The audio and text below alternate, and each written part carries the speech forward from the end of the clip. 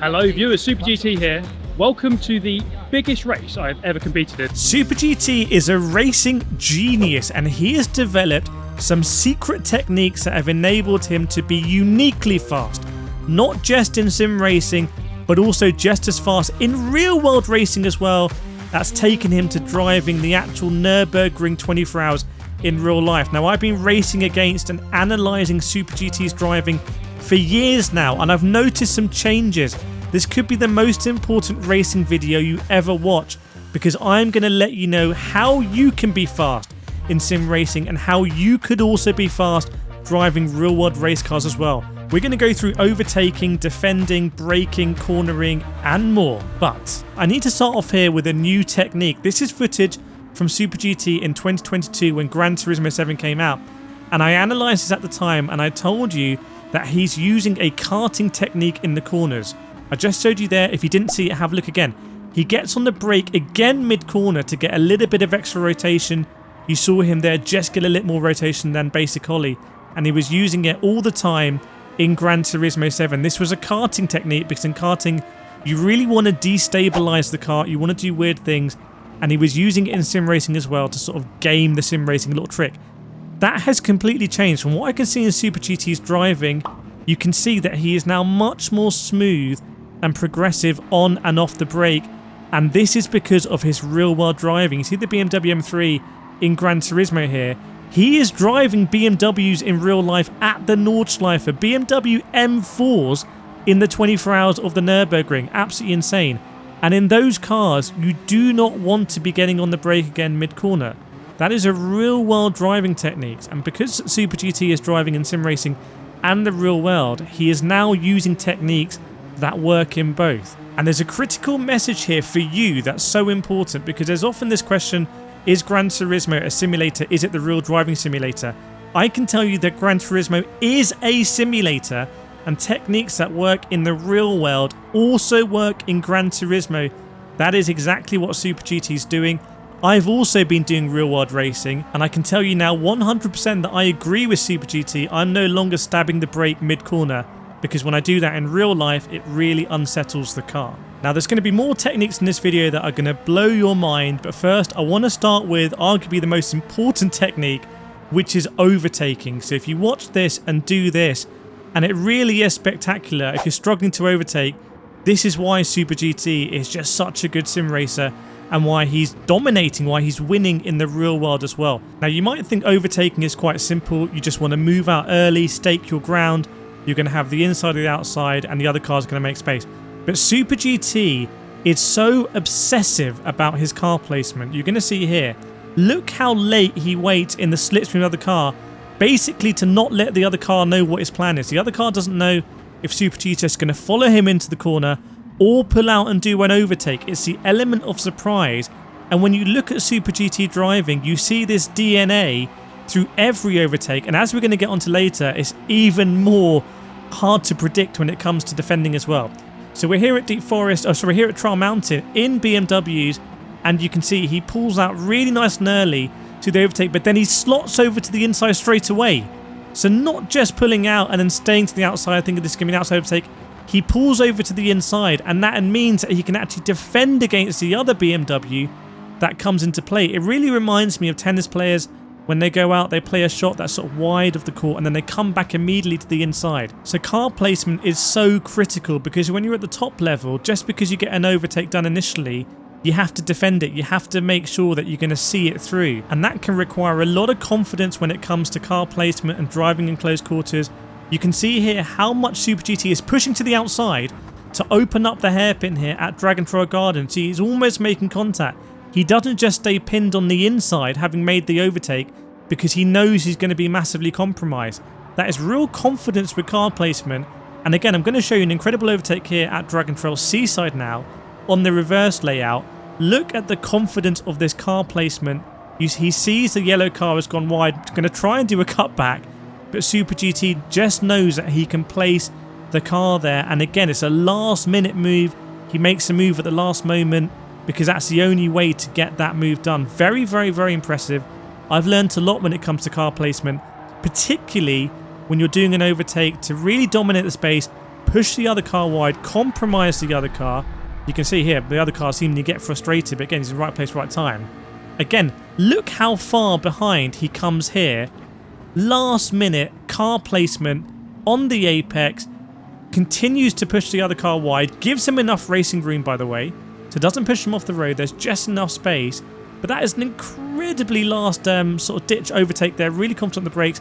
And this is a top lobby, this is a top split lobby that in fact I want to play forward a little bit, because you can see here again on the placement, he's not going to lose the position here. He didn't come back out to the outside, he stayed on the inside, knowing that he's going to need to see the overtake through into the first corner and getting a great position there, P2 in this race near the end. Now I want to show you some just absolutely incredible car placement. So again, if you're looking to do this in real world racing or sim racing, these switchbacks, these placements, you can see there, he saw the other car hit the barrier, he comes through, he has the momentum, he's seen that come from a long way back. Still at Watkins Glen here, look at the line. It's just a great line, and you can see him just getting that rotation in the Honda, falls behind, and now he's got the inside line. It's a completely different line. This reminds me of real world racing a lot, where you see drivers do completely different lines that are just faster. This is classic car placement on the inside. He's got 3 on the outside. Somehow he manages to overtake 2 cars in one corner with that car placement. They're sort of fundamental techniques executed really well. And finally, for this little bit of the video, I want to show you a really tricky sort of section here. Again, it's the last lap. He's in P2, so he wants to win this race. This means something. You can imagine now he's doing this for real, where just, you know, you get an actual trophy and champagne. This is practice essentially for him, but he wants to win it. The car placement, as soon as he got a sniff up the inside, he now controls the corner. Goes a little bit deep here, denies the space for Hudson behind to get the inside, and then he's got the drive here to the line to win the race. I mean, that was almost impossible to defend against, but as soon as he had the inside for the penultimate corner on the way into the chicane, he was able to drive deep on the exit. Now, I do want to show you about defending, because it's pretty insane, but first there's a secret technique Super GT is really practicing. This is what I've noticed. You can see here he's practicing at the Nordschleife in a race, and I want you to look at track limits. Now, having done real world racing myself, track limits are, they take on a different level when you're racing for real, because it's scary, or at least I find it scary, being so close to the edge of the track, being on the grass, going deep into corners, because the barriers are there and you're worried about totaling the car, you're worried about, you know, hurting yourself, frankly. Now, in sim racing, you don't have that concern. You can always press restart, reset. But Super GT is clearly practicing getting comfortable with absolutely maximizing track limits. Now, what I want you to have a look at here, I'll put the arrows up, but in case you didn't see it, have a look at Super GT's throttle when he's running wide. He is still keeping his throttle in, and in many instances, he's still flat when he's maximizing the track width. Our instinct is when we go wide to lift off the throttle, to slow down, to get back on the racing surface, not back on the tarmac. Super GT doesn't do that. He will just power through. He will just take all the space on the outside at full throttle. You can see here, just keeping his foot in it. And I think he's really practicing that technique, and that is just faster. If there's anyone watching who manages to get up to the, you know, the top split regions of your preferred sim racing game, you will know a lot of that is about getting on the throttle super early, getting on the brakes super late, but particularly throttle super early. And this is an evolution of that technique, where you want to stay on full throttle even as you go wide. It's no use maximizing track limits if you're going to lift off to sort of arc back into the tarmac.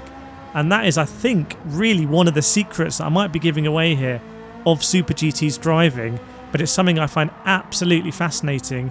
And this particular lap here was almost mesmerizing to watch, because this is what he's doing in real life. When they're setting pole positions, fastest laps, last lap overtakes at the Nordschleife in his Bilstein M4 GT4 car, it's exactly what he's doing now on the PlayStation. This is the Gran Turismo movie made into real life now as we speak, which is crazy. But let's bring it on defending. I promised I was going to show you something pretty revolutionary when it comes to defending, and I had not appreciated this before. Super GT is what I call a matador defender. He shows, it's the opposite of what he does with overtaking. Look how Super GT manages to defend the position there. He shows so early, he deceives the other driver into going where he wants. You see here, he shows really early, and now he's going to squeeze the other driver. The other driver thinks, great, the Super GT's gone so early, I'm going to be able to get this overtake done, maybe earlier than I expected, and get it on the exit. But Super GT is just drawing you into his trap. Now, I've raced for many years against Super GT, and it's something that I've struggled with, but now I'm finally seeing I can understand it. You can see here, it's a similar clip to it's the same clip as what I showed you before, just from a different perspective, because it is now a defensive clip. He's moved early, he's done the overtake and defended down the same straight at Trial Mountain. And this is something that you really need to do in multi-class racing in real life. When you're driving multi-class, you need to shepherd the other cars. You need to be dominant. Essentially, you need to be in control, and that's exactly what Super GT is doing. And Gran Turismo is almost the perfect playground to practice that, because you can see the behavior of other drivers. You can see the effect of your Matador sort of throwing the red flag at the ball, the effect it has on the other driver, and then do that in real life when it's more predictable. And Super GT is actually getting more practice doing this than traditional racing drivers. Traditional racing drivers are not actually racing as much. They're going out and practicing, doing practice, but they're not doing, heat of the fire, battling. That is expensive in real life to do that, where Super GT is always on Gran Turismo, always practicing. It's very interesting to watch. We're back here again at this top split race at Deep Forest here, and you can see Super GT, he is controlling the car behind.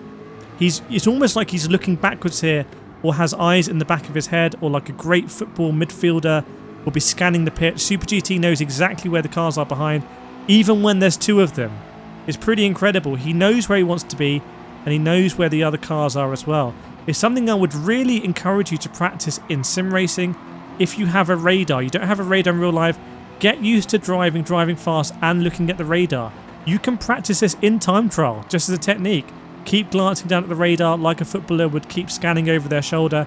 And in the racing as well, get used to looking in the rearview mirror, flicking the right thumbstick back if you're on a gamepad, looking at the radar, having that sense of surrounding. It's so important, and I can tell you again, from my experience of real-world racing, I'm looking in my mirrors all the time. I'm always in my mirrors, looking where the other cars are.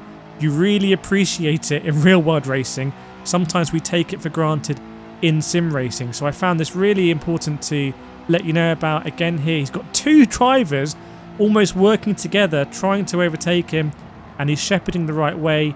He knows when he wants to make it a single track.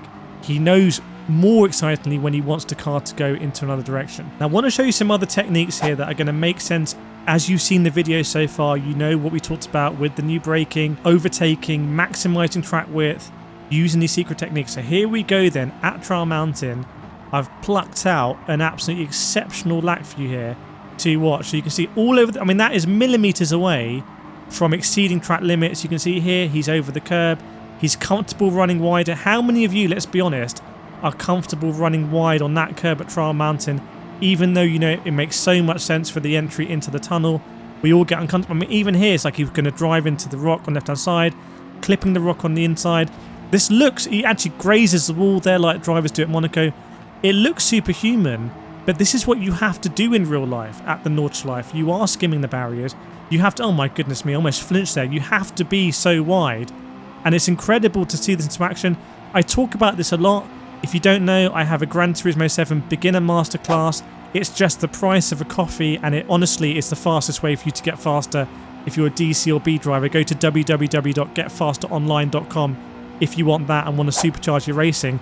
This is such a great example of the techniques that we know make you get faster. And it's someone at the top of the game that is now able to take this into real-world racing. Again here, look at that arcing run, going so close around the right side, coming over to the left like a tennis player, going from left of the court to the right of the court, and then coming back to the middle, hunting that apex. I'm not even talking about the gearing here, the throttle application, the braking I've mentioned before. But again, look at the rotation, getting on the curbs, getting over the curb there onto the yellow on the inside. It's like he's using different track limits to the rest of us. He is not playing Gran Turismo, I think, inverted commas, for fun as a game. This is a training tool.